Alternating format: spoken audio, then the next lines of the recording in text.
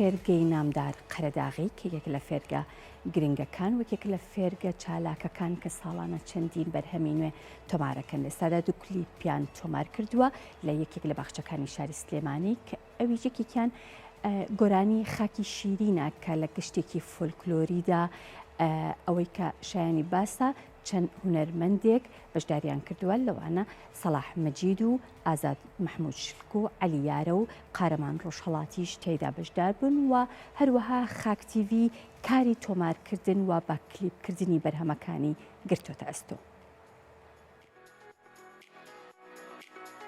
فێرگەی نامدار قەرەداغی دوو کلیپی تۆمار کرد لە یەکێک لە باخچەکانی شاری سلێمانی، گۆرانی خاکی شیرین لە گەڵ گەشتێکی فۆلکلۆری و ئەوەی کە شایانی باسە لە گەشتە فۆلکلۆریەکەدا گۆرانی بێژان سەلاح مەجید و ئازاد محمود شلک و عەلییارە و قارەمان ڕۆژهەڵاتی تیایدا بەشدار بوون. خاک تیڤی تۆمارکردن و بە کلیپکردنی بەرهەمەکانی لە ئەستۆ گرتووە.